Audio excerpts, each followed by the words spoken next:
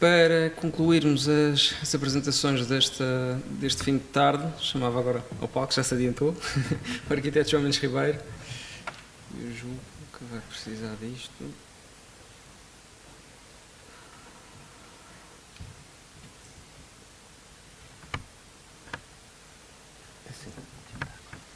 Obrigado.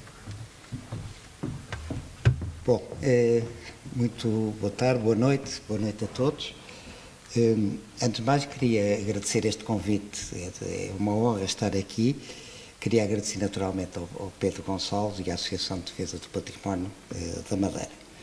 Bom, dado o adiantado da hora, eu vou tentar ser bastante breve na apresentação de trabalho, mas tinha preparado duas intervenções que são distintas, de reabilitação, porque a primeira tem muito a ver com esse diálogo com a arqueologia e o segundo porque trata-se também da recuperação do edifício industrial para outros fins, mas nos Açores e, portanto, num contexto, se calhar, próximos da região da Madeira. E, portanto, resolvi trazer estes dois trabalhos. A reabilitação das termas romanas de São Pedro Sul situa-se na margem sul do Rio Voga. Trata-se de uma estrutura muito particular, que tem uma primeira fase no início do século I depois de Cristo. Estes desenhos correspondem ao trabalho de levantamento da campanha de levantamento feito pela Helena Frade, a arqueóloga Helena Frade, e que fez uma campanha nos anos 80, 90, e que produziu estes elementos. Na imagem à esquerda, trata-se da primeira fase, que percebem a presença de um edifício com uma piscina interior ao centro e uma piscina exterior do lado nascente. O Rio Voga está aqui, do lado norte, sul, e depois, 100 anos depois, constrói-se um novo edifício, curiosamente mais curto, cria-se uma assimetria entre as duas piscinas, mantendo a piscina exterior. Não há propriamente uma justificação, 100 anos depois de fazer um novo edifício, mas eventualmente aquilo que se julga é que houve mais uma cheia do Rio Voga e que produziu estragos, e que este recuo se deve a isso. O recuo deste edifício em relação ao Rio Voga se deve exatamente a essa tentativa de conter as águas do Rio Voga. Este é uma peça importante, porque é um desenho da arqueologia também, de sobreposição dos vários períodos. A primeira fase situa-se aqui com esta cor laranja, a segunda fase azul e a sobreposição das duas fases a vermelho. Bom, nós naturalmente tivemos imensos desenhos da arqueologia que são sempre fantásticos. Eu gosto imenso dos desenhos dos arqueólogos pelo rigor, pela precisão e também o levantamento fotográfico muito rigoroso sempre. E, portanto, isso foi um instrumento fundamental de trabalho. Ainda assim, os arquitetos precisam de mergulhar no edifício, não só na história do edifício, mas compreender o edifício muito a partir da leitura do lugar. E, portanto, os arquitetos também fazem esse exercício, de alguma forma, de, a partir do edifício, da pré-existência, tentar, de alguma forma, reconhecer as diferentes fases do edifício.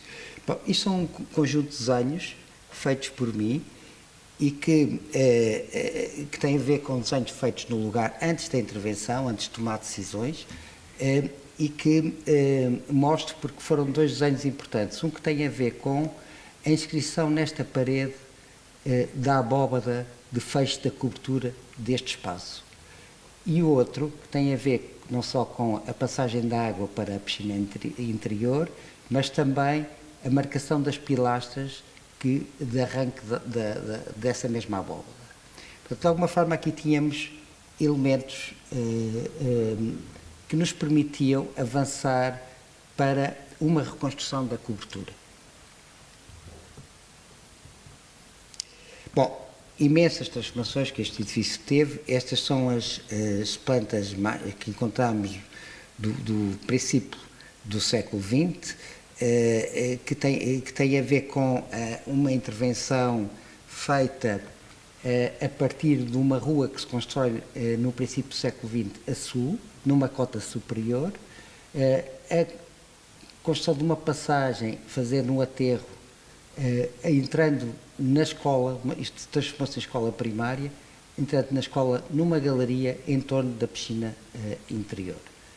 Bom, este edifício é um edifício fortemente intervencionado no século XVII, com um acrescento para o lado nascente, uma capela século XVIII, que tem uma extensão para sul, balneários femininos do século XVI e já banheiras femininas do século XIX. Portanto, há sucessivos avanços em todas as direções, mantendo este núcleo central da piscina interior. Bom, é uma imagem do princípio do século XX e que demonstra exatamente o edifício, a relação com o rio, a norte, a encosta a sul, a rua que se constrói no início do século XX e uma passagem através de um açude que liga as duas margens. Bom, foi feito um levantamento de fotografias históricas do edifício para perceber a sua transformação do ponto de vista morfológico, do ponto de vista dos usos. Esta é uma fotografia que se percebe claramente a construção deste pórtico que suporta a galeria em torno da piscina interior e a entrada principal na escola faz-se nesta porta com uma escada que liga os dois pisos.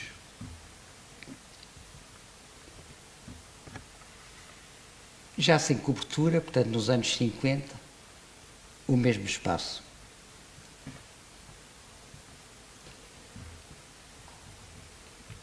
Escavações, a primeira campanha de escavação que é feita nos anos 50, onde se revela a presença da piscina exterior, como estão a ver aqui, e a tal rua que é construída no princípio do século XX. Bom, e este foi o estado do edifício quando iniciámos o nosso trabalho.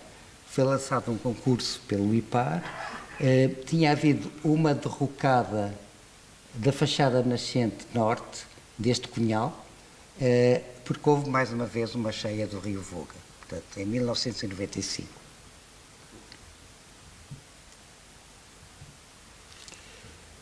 Desenhos de levantamento e que têm a ver com isso, que esse registro dessa ruína, da parede arruinada, da manutenção da capela do século XVIII e já vestígios da escavação dos anos 50. Fachada norte.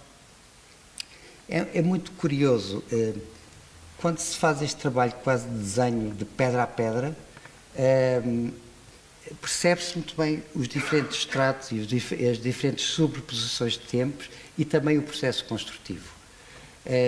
O que não deixa de ser curioso que isto é uma marca exatamente da parede romana e é o edifício do século XVII que é derrocado com a cheia. Isto é, o aparelho romano era um aparelho muito melhor construído, apesar de ser uma pedra miúda, como estão a ver, pequenas dimensões em roliça, mas que tinham uma forma de construção muito interessante que permitia nivelar estes aparelhos fortemente verticais a partir de linhas de tijolos cerâmicos que funcionavam como niveladores da fachada. Bom, esta é mesmo uma porta romana do segundo período. Bom, uma fotografia do estado em que estava o edifício, vista de cima. Estão a ver este conjunto que tem a ver com a piscina interior sem cobertura. Entretanto, tinha-se feito uma escavação nos anos 80, e portanto esta passagem foi eliminada entre a rua e esta galeria. Também estas zonas fortemente arruinadas, nomeadamente a ausência deste cunhal na fachada nascente, fachada sul. E também havia um tanque neste sítio, havia e há, um tanque de arrefecimento das águas. As águas de São Pedro Sul saem a 70 graus, 68,7 graus, portanto são arrefecidas num tanque neste ponto, com água fria, e depois conduzidas até este ponto e até este ponto, na piscina exterior. E, portanto, foi feita uma cobertura que funcionava como uma espécie de mirador sobre o rio a partir desta rua. Uma cobertura muito pouco interessante. Bom, nesta derrocada descobriu-se, veem aqui claramente, a largura da piscina exterior. Portanto, os edifícios do século XVIII, século XVII, avançaram sobre esta estrutura. E aqui vê-se também, esta imagem vê-se mal, mas vê-se parte ainda da estrutura que existia para permitir montar a galeria de acesso às salas de aulas, portanto, dos anos 30. Bom, e são desenhos de levantamento desse espaço interior. Bom, e para mim foi claro, e aqui eu devo dizer que foi a única divergência com a arqueologia, mas para mim foi muito claro que esta estrutura dos anos 30 não permitia a leitura deste espaço. E estão a ver aqui, porque estamos aqui contidos entre duas paredes, e portanto, perdia-se a leitura deste espaço, na totalidade deste espaço, que correspondia à segunda fase do período romano. Bom, já são desenhos do projeto final, houve soluções intermédias, não vou agora explicar, mas o grande desafio foi, de alguma forma, não estabelecer aqui uma ruptura com os edifícios pré-existentes, mas tentar, de alguma forma, encontrar elementos de unificação de tempos. E um deles é a própria cobertura, que inicialmente pensámos numa ideia mais de contraste, até de coberturas planas, e depois avançámos com um desenho de cobertura que unifica os diferentes tempos. Claro, surgem sempre imagens de referência importante nos trabalhos dos arquitetos. Esta foi uma imagem fundamental, as termas de Pompeia, e que tem a ver com esta ideia da luz e da reflexão da luz sobre a água e da ideia de penumbra. E este foi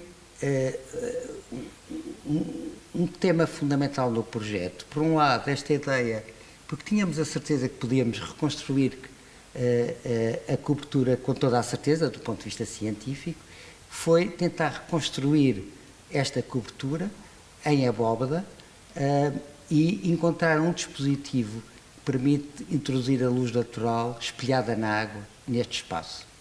E também haver aqui um processo de ventilação natural deste espaço. Eu não vou explicar detalhadamente o funcionamento do projeto, o programa do projeto, porque é relativamente complexo, mas entendeu-se que o que se pretende é fazer um centro interpretativo e entendeu-se que importante era a arquitetura do lugar. Portanto, a visita ao lugar era determinante na compreensão deste edifício. Para isso, considerou-se que o tema fundamental, para além da arqueologia e do edifício pré-existente, era a água. Sem água não era possível compreender este edifício. A primeira coisa era repor água nestes tanques,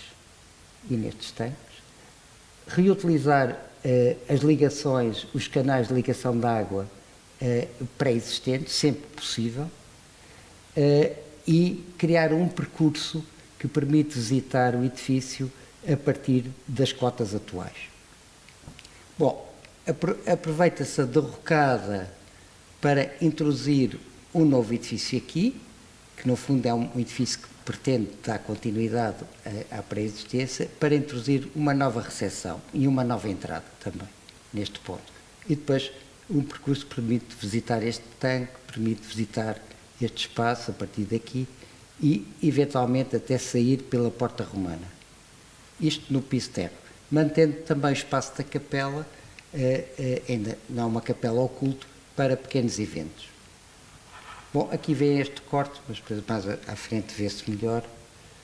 Que existe, recupera-se este espaço e chega-se a uma sala que é a única sala propriamente dita para expor e que tem uma relação visual com este espaço da primeira fase do período romano. Bom, os alçados, depois mais a seguir falo sobre isto.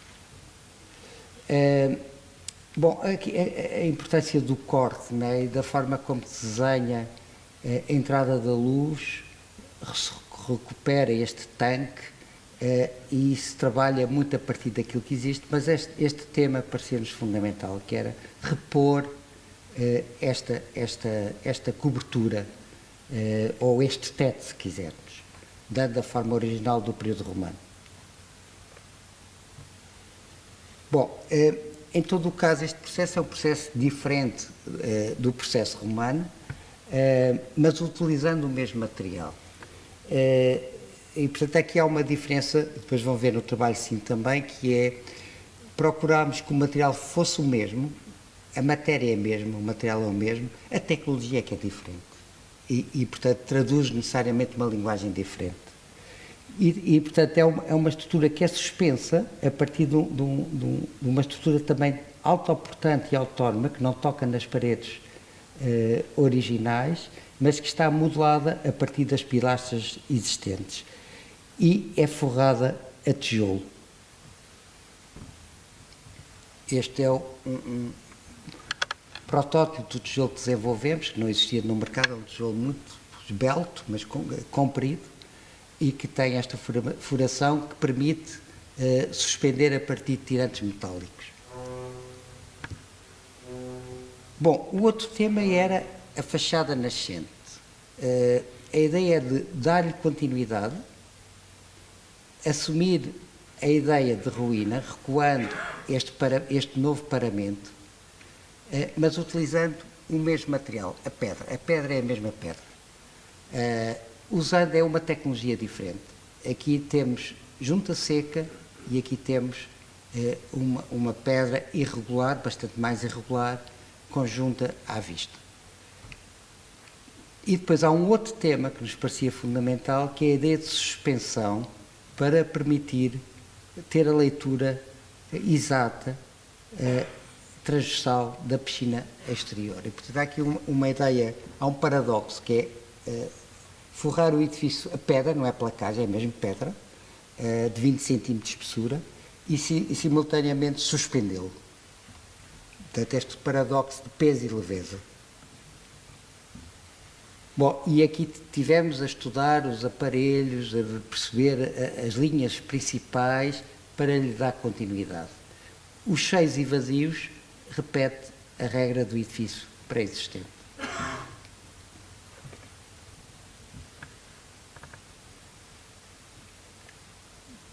A tal nova porta, que é uma porta que permite ter outra escala na sua relação com o exterior, podendo abrir totalmente ou funcionando a partir de uma pequena porta de homem, e a ideia de suspensão, okay? Para conseguirmos visualizar a extensão do tanque exterior. Bom, isso introduz aqui uma diferença de cota entre o acesso de público e o espaço que tem a ver com os funcionários, venda de bilhetes, e depois a nova sala em cima. Bom, e, portanto, o tema tem a ver com, por um lado, a introdução da água, como referi, a reconstrução do teto em abóbada e a ideia de continuidade material de cheios e vazios, mas expressando uma linguagem diferente nesta fachada nascente e norte. Um outro tema também foi a reconstrução das colunas a partir das bases de coluna, capitéis e tambores que existiam. E também esta ideia de fecho Não vou explicar agora detalhadamente, mas criar aqui uma parede que de alguma forma cria um espaço deambulatório para um espaço exterior, mas já interior, porque era assim que funcionava no período romano. Bom, e agora mostro o conjunto de imagens, portanto, a preto e branco à esquerda antes da intervenção, depois da intervenção.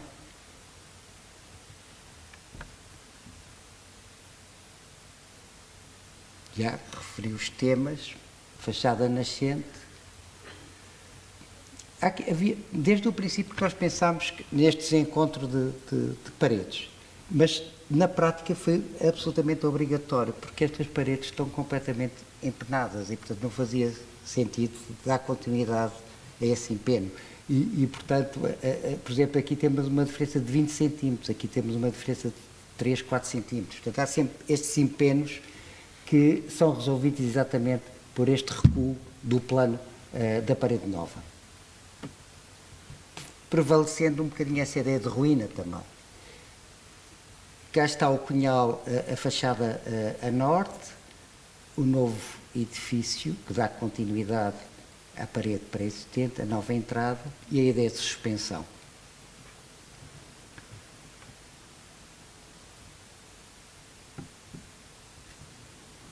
Depois alguns elementos que têm a ver com a possibilidade de aceder ao espaço do átrio da capela ou, por exemplo, aqui uma pequena comporta que permite encher a piscina exterior. São peças novas que não foram detectadas na arqueologia. O tanque a poente de água fria recuperado, sem a cobertura, e o tal novo lanterninho que marca de forma axial a presença da piscina interior. Bom, desenhos da nossa proposta, portanto, retirando a estrutura dos anos 30 e a construção deste espaço abobadado, suportado a partir de pilares autoportantes.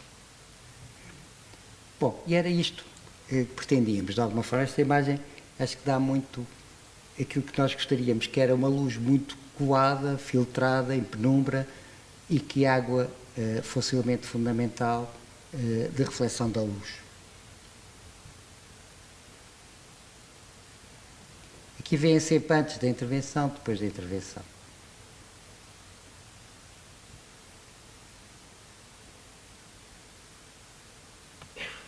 Há paredes novas, com uma textura diferente, mas o mesmo material, pavimentos novos, sempre que é necessário recuperar.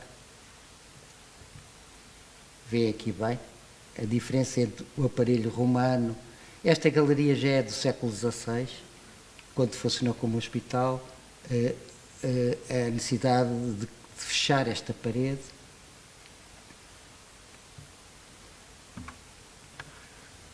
Bom, e aqui percebe-se bem que o que determina também a geometria estrutural deste espaço tem a ver com o desenho das pilastras. E aqui a galeria. E aqui uma imagem da construção da abóbada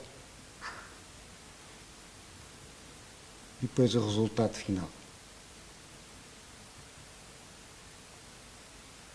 Este já é o espaço a norte, que tem ainda vestígios da piscina do primeiro período romano. Também a necessidade de... Esta era uma porta romana, foi reconstruída.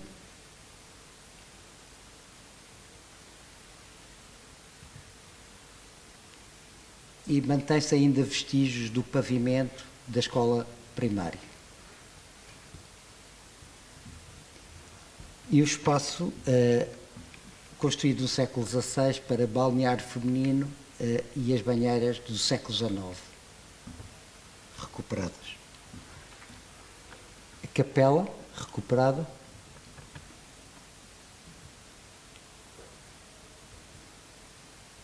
Vista para o coro, o espaço do coro. Bom, e a nova sala de exposições. O segundo trabalho trata-se da recuperação de uma antiga fábrica de álcool e tabaco. Este trabalho é em coautoria com a Cristina Guedes e o Francisco Vieira de Campos, nos Açores, em São Miguel, Ribeira Grande, do lado norte da ilha. É uma estrutura do século XIX, com edifícios feitos em pedra de basalto, são justapostos no sentido nascente-poente e têm um desenvolvimento longitudinal no sentido norte-sul. Bom, está aqui sinalizado o mar deste lado, do lado norte, sul deste lado. Está apoiado numa via importante de acesso ao centro de Ribeira Grande e situa-se já numa zona de expansão da cidade. Pois são imagens quando visitámos o edifício pela primeira vez, também foi objeto de concurso, e o que se percebia claramente era que era um edifício fechado à cidade, com alguns edifícios interessantes, outros menos interessantes do ponto de vista construtivo, do ponto de vista da escala e da sua relação com a cidade, e também tinha no interior da sua parcela algum espaço disponível para novos edifícios.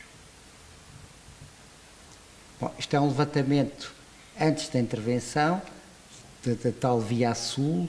Aqui está sinalizado os edifícios que tinham ainda cobertura, estes já sem cobertura e estes de pequena escala também bastante degradados. Referências. Uma das referências foi este trabalho da Lina Bobar de Seixas Pompeia, São Paulo. Não tanto por ser uma fábrica, é também uma fábrica de tambores, mas porque nos parecia um tema importante esta questão de construicidade dentro da cidade, isto é, como é que de alguma forma podíamos abrir aquele equipamento à cidade e conseguir também construir espaços muito informais. Portanto, o espaço público, o espaço exterior é tão importante como o espaço construído. Bom, este é desenho do projeto, ainda desenho de concurso, mas que é praticamente igual àquilo que se construiu. Portanto, a necessidade de construir dois edifícios novos, que são estes aqui pintados a branco, e que tem a ver com a necessidade de definir um edifício que vem à rua e que funciona como edifício de mediação entre os edifícios pré-existentes e a cidade. E são edifícios que, de alguma forma, são necessários para dar resposta ao novo programa. Arquivo e um espaço multifuncional neste novo edifício. Mas, de alguma forma, eles são fundamentais na forma como desenham o espaço exterior. Esta ideia é claramente um tema de projeto. Bom, esta é uma planta do piso de terra, mostro porque há aqui muito trabalho de tentar encontrar relações entre edifícios e de expansão ou de relação do edifício com o exterior, mas muito a partir dessa leitura do espaço público.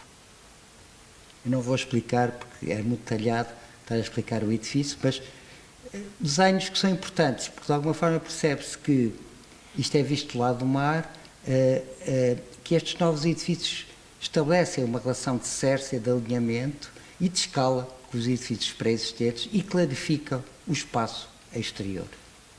Aqui também se vê claramente. E vê-se muito bem nesta maquete que esta ideia, de alguma forma, esta é a Rua a Sul, são passeios bastante estreitos, de criar um espaço de respiração no passeio, marcando uma espécie de consola que marca uma espécie de porta de passagem para o interior do quarteirão, e depois uma passagem muito tensa entre edifícios para construir uma primeira sala, ainda que espaço exterior, de distribuição para os diferentes edifícios. Bom, como eu disse, há uma justaposição dos edifícios neste sentido e tem uma extensão enorme no sentido norte-sul. E esse foi também um tema para a construção de novos edifícios. Portanto, essa ideia de lhe dar mais extensão, criando espaços de transição ou de mediação entre edifícios. Bom, isto é o máximo onde se percebe os temas fundamentais. Também aqui esta tentativa de encontrar relações, não só de Sércia, mas tentar encontrar uma cobertura unificada dos diferentes tempos, dos diferentes programas. A tal ideia de cidade, ou de complexidade, de pequena escala, de grande escala, de espaço estreito, espaço de respiração que existe neste conjunto, e também a descoberta, no decurso da obra, de uma estrutura importante debaixo destes edifícios, que tem a ver com a necessidade de baixar o nível freático para a secagem do tabaco. Bom, isto são desenhos 3D do concurso. Mostro estas imagens porque aqui tínhamos uma ideia ainda diferente daquilo que foi o projeto final, que era esta ideia de relação de Sércia e de coberturas vinha já do projeto, mas a questão material alterou-se. Aqui tínhamos pensado que este edifício era o único edifício que estava rebocado e caiado a branco, os outros eram alvenaria de pedra, de basalto, e pensámos inicialmente nessa ideia de contraste entre edifício pré-existente e edifício novo, do ponto de vista da sua cor e do seu revestimento.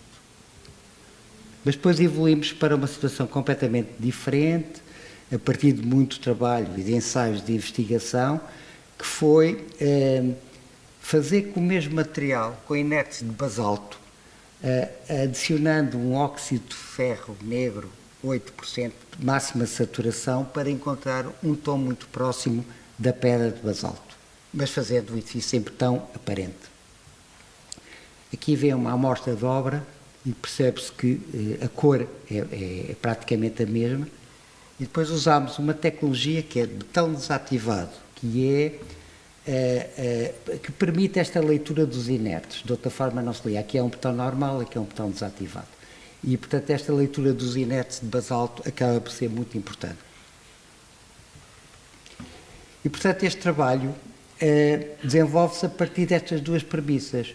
Por um lado, a reabilitação das tecnologias e materiais tradicionais, e que está nos edifícios pré-existentes, embora com muito trabalho ao nível das infraestruturas e da resposta aos regulamentos, mas há uma recuperação exatamente dos aparelhos em pedra, das estruturas de madeira na cobertura, nos pavimentos de madeira, e os novos edifícios que utilizam o mesmo material, a mesma matéria, mas expressam uma tecnologia completamente diferente. Claro que fechámos e abrimos vãos conforme as necessidades, e nos edifícios industriais isso ainda é mais claro, mas conseguimos recuperar pedra que estava na cave, que fazia a tal caixa de drenagem igual à pré-existente, deixando as marcas dos vãos. E depois usámos um perfil em latão muito dissonante, muito delicado, para trabalhar a ideia da ausência de caixilho. Bom, aqui vem antes da intervenção, depois da intervenção. Portanto, o novo edifício das reservas, que tem esta relação muito forte com a cidade e define dois espaços, um que tem a ver com o espaço de serviço, entrada de público, e tem a ver com a zona de serviços, cargas e descargas. Este espaço é um espaço feito em betão aparente pelo interior e pelo exterior e que contém também toda a rede de infraestruturas no seu interior. Este é o segundo edifício, o segundo que tem a ver com a transição para o espaço da reserva, e que esta foi uma imagem que fizemos na primeira vez que visitámos o edifício, e quando tínhamos concluído o projeto de execução, o edifício ruiu. E ficámos com este problema por resolver. Tentámos encontrar quem pudesse executar de novo este edifício, sobretudo estes arcos eram relativamente difíceis, e então avançámos para uma solução muito ambígua do ponto de vista construtivo, que foi fazer em betão pelo interior, mas revestir pelo exterior a pedra, porque tínhamos a pedra existente. E que se vê bem aqui. De qualquer forma, há aqui uma ideia construtiva comum, que é, não usamos a cofragem deste lado. A própria pedra serviu de cofragem do botão. E, portanto, há aqui uma solução mista, se quisermos. Este é um espaço de trabalho, de reservas, eu não vou agora falar muito disso. Então, o espaço de montagem de exposições, aqui já estamos dentro de um edifício pré-existente, e, portanto, aqui ao contrário, toda a rede de infraestruturas fica à vista para não abrir roços nas paredes.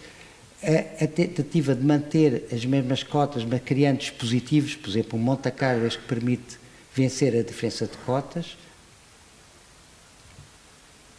Voltando ao espaço da rua, portanto, o tal espaço de respiração, de ampliação do passeio para marcar esta passagem, a grande consola que funciona como uma espécie de porta de passagem para um espaço interior, o único edifício rebocado que se mantém.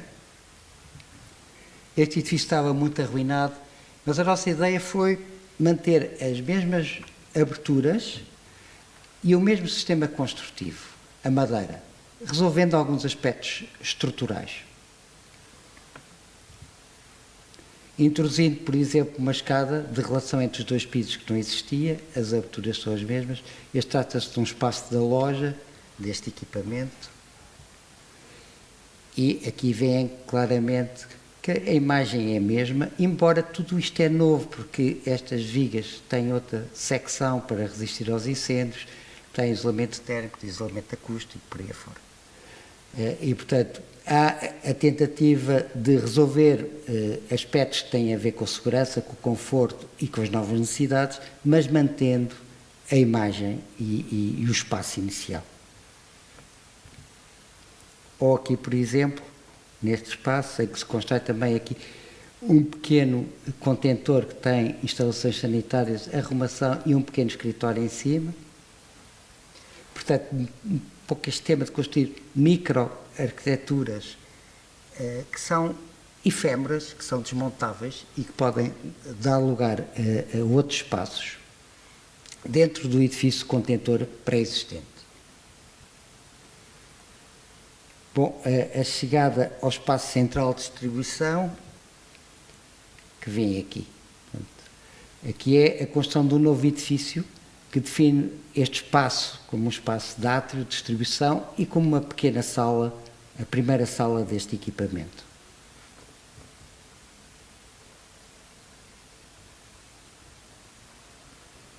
Este é um edifício novo, é um edifício multifuncional, era assim que estava no programa, devo dizer que o programa estava muito bem desenvolvido, exceto este espaço, porque o espaço multifuncional, enfim, pode ser tudo, eu não sei nada, mas dadas as minhas relações com o teatro, eu achei que tinha aqui uma oportunidade de construir um teatro novo, flexível, de cena integral.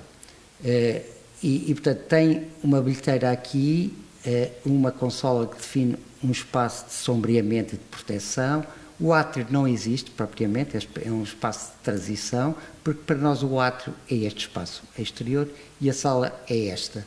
Uma sala que está apoiada em dois elementos estruturais que têm a ver com acesso ao subpalco e teia neste ponto e aqui acesso a zonas técnicas e de camarins e de salas de ensaios deste lado. Vem aqui claramente este tema que é ter um dispositivo que é flexível para ter diferentes possibilidades de atuação deste lugar ou diferentes tipologias teatrais, porque a bancada pode ser configurada de diferentes modos, uma relação com o exterior que nos parecia fundamental e uma teia que permite em qualquer zona da sala colocar dispositivos cênicos ou iluminação. Bom, isto são diferentes configurações do palco.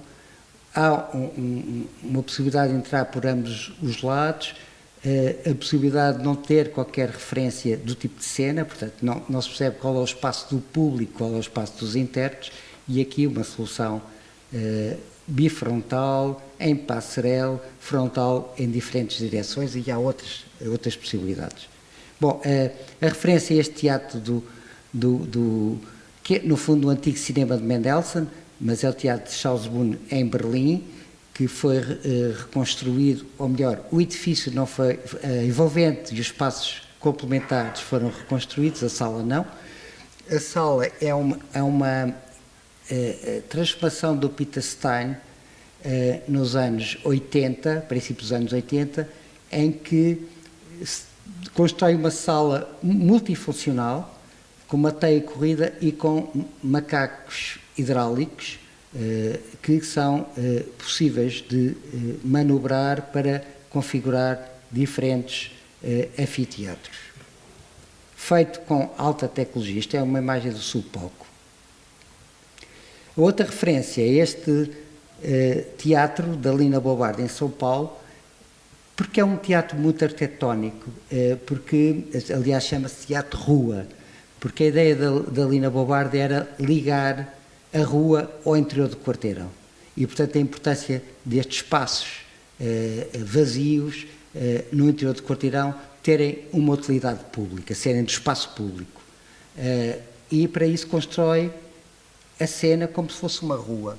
O público está na vertical, há a possibilidade também da cobertura abrir e há mesmo a construção de elementos vegetais no interior do espaço para ter uma relação forte com os elementos vegetais que estão no exterior. Portanto, esta é a ideia do teatro aberto ao exterior.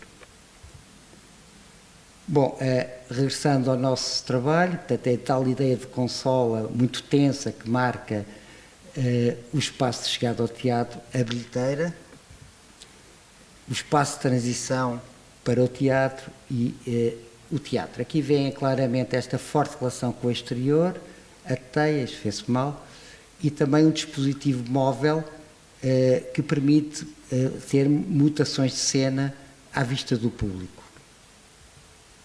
E é este, no fundo, funciona como uma espécie de cortina que filtra a luz, mas que tem a ver com o sistema de contrapesos tradicionais que existe em qualquer teatro. Este teatro tem seguramente desde o século XVII, mas que é à vista do público.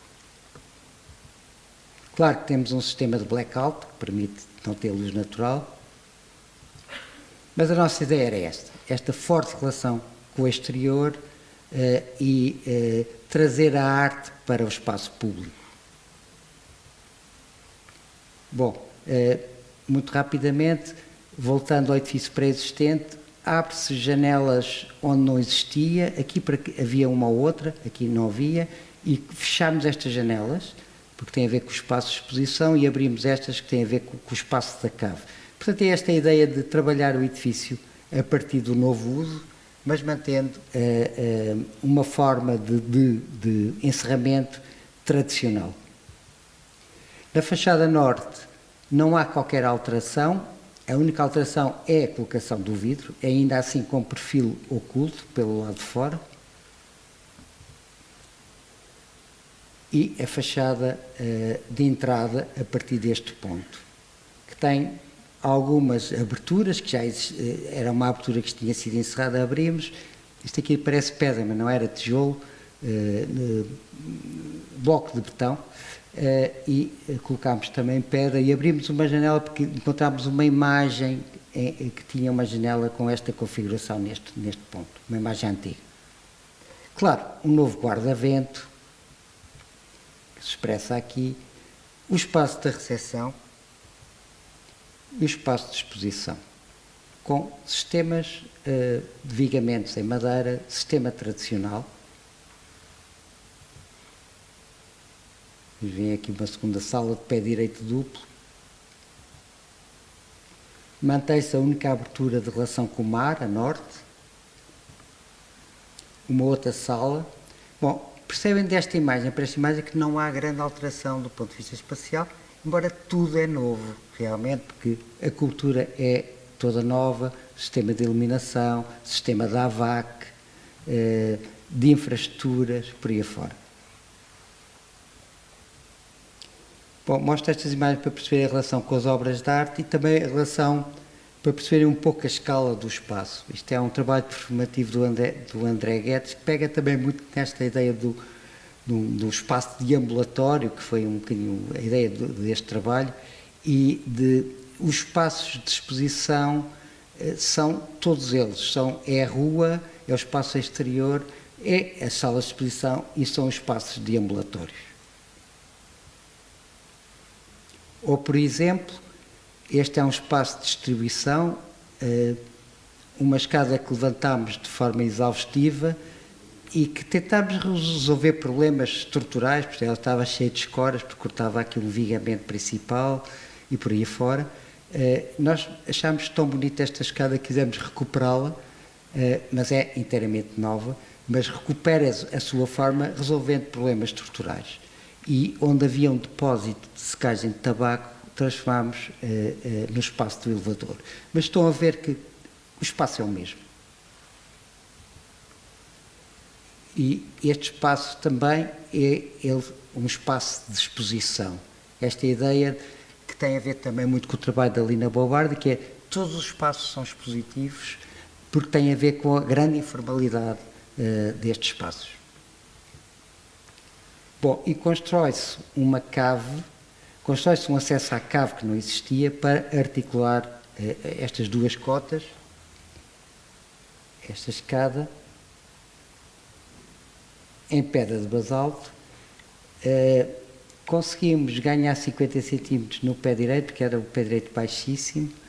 Havia apenas uma escada, a partir de uma abertura, mas a partir deste desenho fizemos uma réplica dessa escada para permitir relações físicas entre o exterior e o interior e sistema de ventilação natural.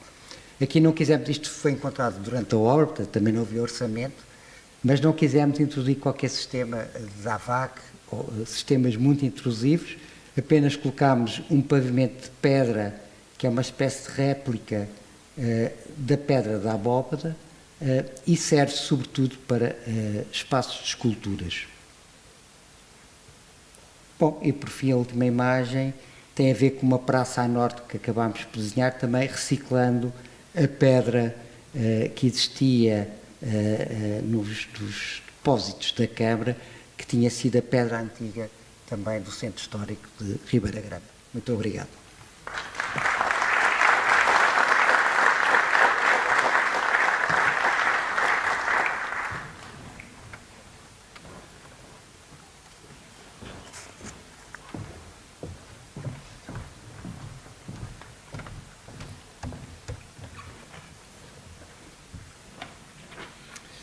Bem, eu não sei quanto a vós, mas eu senti que tinha regressado por uns minutos aos tempos de faculdade. Isto foram 4 verdadeiras aulas. Em nome da GENOS, um enorme agradecimento a todos os conferencistas por estas aulas. E são aulas, pois há ainda muito a aprender. A aprender, sobretudo, como atuar. Vimos hoje métodos diferentes de atuação sobre achados arqueológicos e métodos diferentes de catalogação e inventariação, que são absolutamente fulcrais para o desenvolvimento de projetos conscientes e sensíveis de toda a história do edificado. Isto porque, se não preservarmos os elementos edificados que nos caracterizam enquanto um coletivo social, corremos o risco de despolutarmos processos de perda ou de branqueamento da nossa identidade cultural. Temos ainda muito que aprender. Como vimos hoje, a multidisciplinariedade é como vários pares de óculos de diferentes dioptrias que nos permitem ver aquilo que antes não conseguíamos ver. E pomos e tiramos e conseguimos perceber a imagem toda. É esse acumular de visão que nos permite atuar da melhor forma. Eu gostava que num futuro, na Madeira, as intervenções em edificado onde se encontram achados arqueológicos não passassem unicamente pelo registro e pelo cobrimento, mas sim pela sua integração no projeto final. O achado arqueológico e o estudo arqueológico não podem ser mais vistos como algo supérfluo ou algo feito apenas para cumprir a legislação, mas sim como algo que valoriza a intervenção. E tal como vimos hoje pelas intervenções dos colegas arquitetos, a arquitetura ganha e muito com o trabalho da arqueologia. Deixo novamente o desejo de que este ciclo de conferências se torne anual e cada vez mais multidisciplinar, porque, como vimos, estes temas necessitam de ser urgentemente debatidos por todos os intervenientes no património edificado. Em nome da GENES, muito obrigado a todos os presentes.